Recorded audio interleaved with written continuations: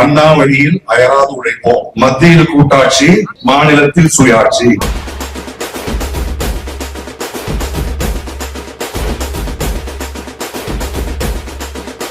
கல்வியை ஊக்குவிக்கும் ஒரு கட்சி அப்படின்னு பாத்தீங்கன்னா அது திராவிட முன்னேற்ற கழக கட்சி மட்டும்தான்.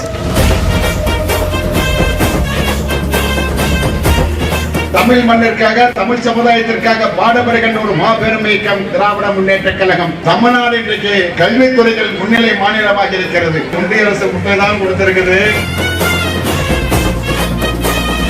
நாங்கள் எவனுக்கும் தலைகுனிய மாட்டோம். நீ டெல்லியில் இருந்தால் என்ன, ஈடி வந்தால் என்ன, மோடி வந்தால் என்ன, எவருக்கும் நாங்கள் தலைகுனிய மாட்டோம் என்கிற வீரத்தோடு விவேகத்தோடு சாதாரண சாமானிய வீட்டு பிள்ளை படிப்பதற்கான கல்விக்கான நிதியை கூட வழங்காத அரசு ஒன்றிய அரசு, பாஜக அரசு.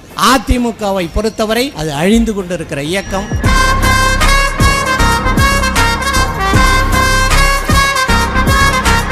தமிழ்நாடு யாருக்கு தலைகுனியாது என்று சொன்னால் பாசிச பாஜகவுக்கு தமிழ்நாடு தலைகுனியாது. தமிழ்நாடு டெல்லியிடம் தலைகுனியாது. அதிகார அத்துமீறல் செய்யும் ஆளுநர் ஆர்.என். ரவிக்கு தலைகுனியாது. தமிழை நெருக்கடி செய்யும் இந்திய ஆதிக்கத்திற்கு தலைகுனியாது. போலி கூட்டணியை உருவாக்கி இருக்கக்கூடிய எடப்பாடி பழனிசாமி என்ற அடிமை கூட்டணியாக இருந்தாலும் சரி, எங்கள் திராவிட முன்னேற்ற கழகத்தின் கூட்டணியின் முன் உங்களுடைய நாடகங்கள் எதுவும் எடுபடாது என்று நான் சொல்ல கடமைப்பட்டிருக்கிறேன். திராவிட முன்னேற்ற கழகம் நிரந்தர முதல்வர் தளபதி ஸ்டாலின்